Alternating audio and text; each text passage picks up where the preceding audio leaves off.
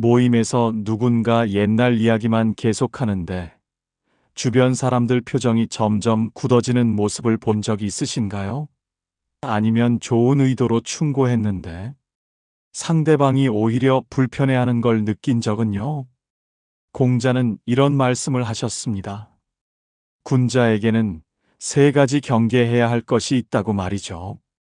젊어서는 혈기가 아직 안정되지 않았으니 여색을 경계해야 하고, 장년에는 혈기가 한창 왕성하니 싸움을 경계해야 하며, 늙어서는 혈기가 이미 쇠약하니 탐욕을 경계해야 한다고요. 나이가 들수록 우리는 더 많은 것을 알게 되고 더 많은 경험을 쌓게 되죠. 그런데 아이러니하게도 바로 그 경험과 지혜 때문에 오히려 실수를 하게 된다는 사실을요. 그런데 공자가 말씀하신 이 경계는 단순히 욕심만을 의미하는 게 아닙니다. 나이가 들면서 우리가 무심코 하는 말과 행동들, 우리는 좋은 의도라고 생각하지만 실제로는 관계를 멀어지게 만드는 것들이 있다는 겁니다. 공자의 지혜를 통해 살펴보는 나이 들수록 절대 하지 말아야 할 5가지 말과 행동입니다. 이 내용을 들으시면 아마 무릎을 탁 치실 겁니다. 나도 모르게 하고 있던 것들이거든요. 특히 마지막 5번째 항목은 정말 충격적입니다. 우리 대부분이 이게 좋은 거라고 믿고 매일 하고 있는 행동인데, 알고 보면 자녀들과의 관계를 가장 빠르게 망가뜨리는 독이라는 사실 궁금하지 않으세요? 그럼 지금부터 하나씩 살펴보겠습니다. 끝까지 보시면 여러분의 인간관계가 완전히 달라질 겁니다. 첫 번째는 과거 자랑과 비교하는 말입니다. 공자는 이렇게 말씀하셨습니다. 옛 것을 익히고 새 것을 안다면 스승이 될 수 있다고요. 온고지신이라는 말이죠. 그런데 많은 분들이 이 말을 잘못 이해하고 계십니다. 옛 것을 익힌다는 건 과거를 자랑하라는 게 아닙니다. 과거를 통해 배우되 현재와 미래를 위해 쓰라는 뜻이죠. 하지만 나이가 들수록 우리는 자꾸 이런 말을 하게 됩니다. 우리 때는 말이야. 내가 젊었을 때는 말이야. 요즘 젊은 사람들은 우리 때만 못해, 이런 식의 말들이요. 제 친구 하나가 최근에 이런 일을 겪었습니다. 회사 후배들과 저녁 식사를 하는데 계속 옛날 무용담만 늘어놓았대요. 내가 신입사원 때는 밤새 일하는 게 당연했고, 상사 시키는 건 무조건 했고, 주말 출근도 당연했다고요. 그런데 식사 자리가 끝나고 화장실을 갔다가 우연히 후배들 대화를 들었답니다. 또 꼰대 모드 시작이네. 맨날 옛날 얘기만 하시네. 이런 이야기들을 하더랍니다. 그 순간 얼마나 충격을 받았는지 모릅니다. 자기는 선배로서 좋은 이야기를 들려준다고 생각했는데 후배들 입장에선 지겨운 꼰대 설교였던 거죠. 공자는 또 이런 말씀도 하셨습니다. 나보다 나은 사람을 보면 그를 본받으려 하고, 나보다 못한 사람을 보면 스스로를 돌아보라고요. 그런데 우리는 어떤가요? 나보다 못하다고 생각되는 사람을 보면 자랑을 하고 비교를 하죠. 특히 자녀들에게 이런 말을 많이 합니다. 엄마 아빠 때는 이것도 없이 공부했어. 우리는 학원도 못 다녔어. 그런데도 우리는 성공했어. 이런 말들이요. 그런데 이게 자녀들 귀에는 어떻게 들릴까요? 너희는 이렇게 좋은 환경에서도 왜 못하냐는 비난으로 들립니다. 시대가 다릅니다. 우리 때의 어려움과 지금 세대의 어려움은 종류 자체가 다릅니다. 우리는 물질적으로 어려웠지만 경쟁은 덜 했습니다. 지금은 물질적으로 풍요롭지만 경쟁은 비교할 수 없이 치열하죠. 집값은 천정부지로 올랐고 일자리는 더 불안정합니다. 과거를 이야기하되 자랑이나 비교가 아닌 지혜의 공유여야 합니다. 내가 그때 이런 실수를 했는데 너는 하지 않았으면 좋겠어. 이런 식의 겸손한 나눔이어야 하는 거죠. 나이가 들수록 과거는 아름답게 포장됩니다. 힘들었던 기억은 희미해지고 좋았던 기억만 남죠. 하지만 그 포장된 과거를 무기로 현재를 살아가는 사람들을 판단해서는 안 됩니다. 두 번째는 일방적인 충고와 훈계입니다. 공자의 가르침 중 가장 유명한 것 중 하나가 바로 이겁니다. 배우고 때때로 익히면 기쁘지 아니한가. 그런데 이 문장 다음에 나오는 말을 아시나요? 벗이 먼 곳에서 찾아오니 즐겁지 아니한가라는 말이 나옵니다. 여기서 핵심은 벗입니다. 공자는 평생 제자들을 가르쳤지만 그들을 벗으로 대했습니다. 일방적으로 가르치는 게 아니라 함께 배우고 성장하는 관계였던 거죠. 그런데 우리는 나이가 들수록 자꾸 가르치려고만 합니다. 특히 인생 경험이 많다는 이유로 충고를 합니다. 그것도 듣지도 않는데 일방적으로요. 며느리에게, 사위에게, 자녀에게, 후배에게, 심지어 처음 만난 사람에게까지 인생 충고를 쏟아냅니다. 결혼은 이렇게 해야 해. 육아는 이렇게 하는 거야. 돈은 이렇게 모아야 해. 직장 생활은 이렇게 하는 거야. 온갖 충고를 늘어놓죠. 제가 아는 한 분은 명절 때마다 가족 모임이 두렵다고 합니다. 시어머니가 계속 충고를 하시는데 요리법부터 시작해서 아이 교육, 부부관계, 재테크까지 안 하는 말씀이 없대요. 처음엔 참았는데 이제는 명절만 되면 스트레스로 두통이 온답니다. 공자는 이런 말씀도 하셨습니다. 말이 충성스럽고 믿음직하며 행동이 돈독하고 공경스러우면 비록 오랑캐 나라에 가더라도 행해질 것이다. 여기서 핵심은 말이 아니라 행동입니다. 100마디 충고보다 한 번의 모범이 낫습니다. 자녀에게 검소하라고 100번 말하는 것보다 내가 검소한 모습을 보여주는 게 낫습니다. 후배에게 성실하라고 1000번 말하는 것보다 내가 성실한 모습을 보여주는 게 낫죠. 그리고 정말 충고를 해야 한다면 먼저 물어봐야 합니다. 내 의견을 들어볼래? 이렇게 말이죠.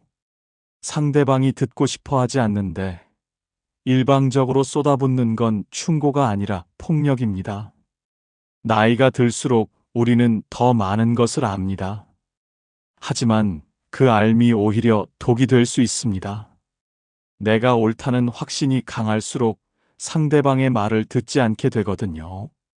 공자는 평생 배움을 강조했습니다.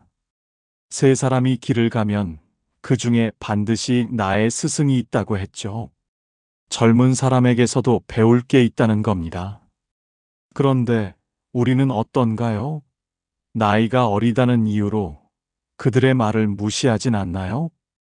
세 번째는 건강 자랑과 약한 모습 감추기입니다.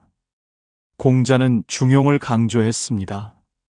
지나침은 모자람만 못하다는 말씀이죠. 그런데 나이가 들수록 우리는 두 가지 극단으로 치닫습니다. 하나는 건강 자랑입니다. 나는 아직도 20대처럼 건강해. 약도 안 먹고, 병원도 안 가, 등산도 일주일에 3번씩 해. 이런 식으로 자랑을 하죠. 심지어 같은 또래 중에 아픈 사람을 보면 은근히 우월감을 느끼기도 합니다. 다른 하나는 정반대입니다. 약한 모습을 절대 보이지 않으려 합니다. 아파도 참고 힘들어도 숨기고 도움이 필요해도 청하지 않습니다. 나이 들었다는 소리 듣기 싫어서, 약해 보이기 싫어서요. 둘 다 문제입니다. 건강 자랑은 상대방을 초라하게 만들고 약한 모습을 감추는 건 스스로를 더 위험하게 만듭니다. 공자의 제자 중에 자로라는 사람이 있었습니다. 용맹하기로 유명했죠. 그런데 공자는 자로에게 이렇게 말씀하셨습니다. 아는 것을 안다고 하고 모르는 것을 모른다고 하는 것이 진정한 알미다. 이 말씀은 건강에도 적용됩니다. 건강할 때는 건강함을 감사하되 자랑하지 말고, 아플 때는 아픔을 인정하고 도움을 청해야 합니다. 제가 아는 한 어르신은 50대 후반까지 정말 건강하셨습니다. 주변에 자랑도 많이 하셨죠.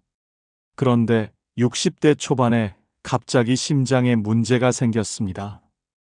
병원에 가야 하는데 자존심이 상해서 몇 달을 참으셨대요. 결국 응급실에 실려갔고 큰 수술을 받았습니다. 의사가 그러더랍니다. 조금만 더 일찍 왔어도 이렇게까지 안 됐을 거라고요. 건강은 자랑할 대상이 아닙니다. 감사할 대상이죠. 그리고 건강은 영원하지 않습니다. 언제든 변할 수 있습니다. 오늘 건강하다고 내일도 건강하란 법은 없습니다. 공자는 또 이런 말씀을 하셨습니다. 군자는 태어나되 교만하지 않고 소인은 교만하되 태어나지 않다. 건강할 때 겸손해야 합니다. 그래야 아플 때도 의연할 수 있습니다. 나이가 들면 몸이 예전 같지 않습니다. 이건 당연한 겁니다. 부끄러워할 일이 아닙니다. 오히려 자연스럽게 받아들이고 적절히 관리하는 게 지혜입니다. 자녀들에게 괜찮다고 거짓말하지 마세요. 아프면 아프다고, 힘들면 힘들다고 솔직하게 말하세요. 그게 오히려 자녀들을 안심시킵니다. 부모가 거짓말을 하고 있다는 걸 알면서도 모른 척해야 하는 자녀들의 마음이 얼마나 불편한지 아시나요?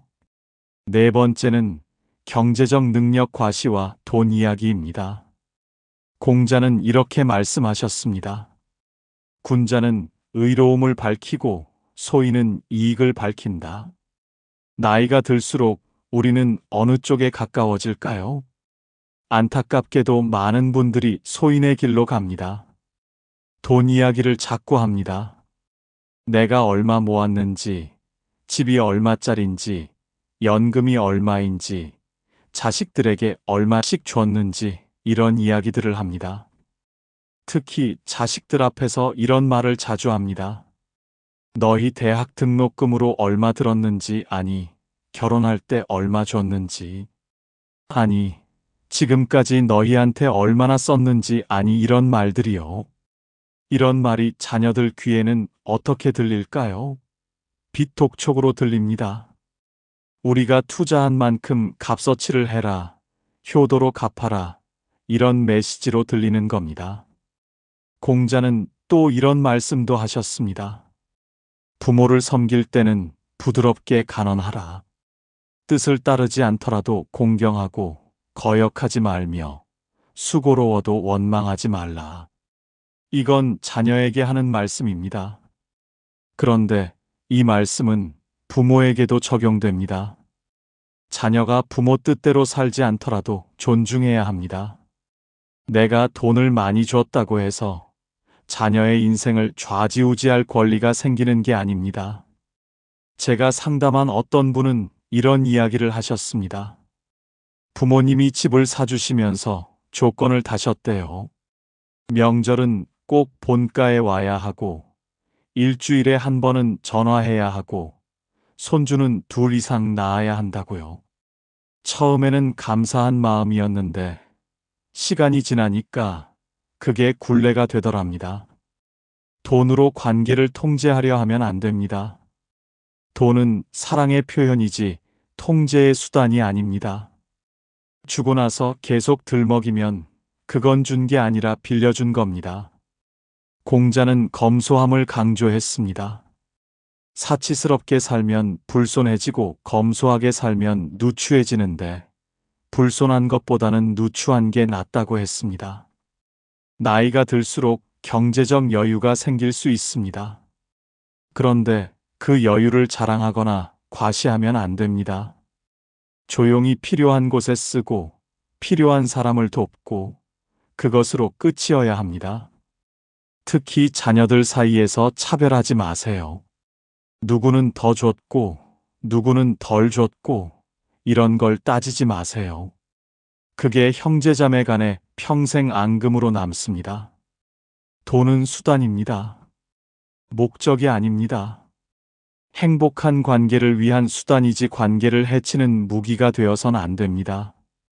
다섯 번째는 과도한 간섭과 통제입니다. 마지막입니다. 이게 바로 제가 처음에 말씀드린 충격적인 내용입니다. 우리 대부분이 이게 사랑이라고 믿고 매일 하는 행동인데 사실은 독이라는 건 말이죠. 바로 자녀에 대한 과도한 간섭과 통제입니다. 공자는 이렇게 말씀하셨습니다. 부모가 살아계실 때는 멀리 가지 않되 가더라도 반드시 일정한 곳으로 가야 한다. 이 말씀을 많은 분들이 자녀는 부모 곁에 있어야 한다는 뜻으로 해석합니다. 하지만 진짜 의미는 다릅니다. 부모를 걱정시키지 말라는 뜻입니다. 어디 가든 부모가 연락할 수 있게 하고 부모가 안심할 수 있게 하라는 겁니다. 물리적으로 가까이 있으라는 게 아니라 마음으로 가까이 있으라는 뜻이죠. 그런데 우리는 어떤가요? 자녀가 성인이 되고 결혼을 해도 계속 간섭합니다. 몇 시에 자는지, 뭘 먹는지, 주말에 뭐 하는지, 돈을 어떻게 쓰는지, 심지어 부부관계까지 간섭합니다. 이건 사랑이 아닙니다. 통제입니다. 그리고 이 통제는 관계를 가장 빠르게 망가뜨립니다. 엄마가 매일 3번씩 전화하신대요. 아침에 일어났는지 확인하고, 점심에 뭐 먹었는지 확인하고, 저녁에 잘 들어갔는지 확인하신답니다. 처음엔 효자처럼 다 받았는데, 이제는 전화벨 소리만 들어도 스트레스래요. 공자는 이런 말씀도 하셨습니다. 제자 자하가 물었습니다. 웃는 얼굴이 예쁘고 눈동자가 아름다우니 흰 바탕에 채색을 더한다는 것은 무슨 뜻입니까? 공자께서 대답하셨습니다. 채색은 흰 바탕 다음이다. 이 대화의 핵심은 바탕입니다. 관계의 바탕은 신뢰입니다. 신뢰가 있으면 간섭이 필요 없습니다. 간섭이 많다는 건 신뢰가 없다는 증거입니다. 자녀를 믿지 못하니까 자꾸 확인하고 의심하니까 자꾸 통제하려는 겁니다. 그런데 이 불신과 통제가 자녀를 정말로 믿을 수 없는 사람으로 만듭니다. 나이가 들면 자녀에 대한 걱정이 커집니다. 당연합니다.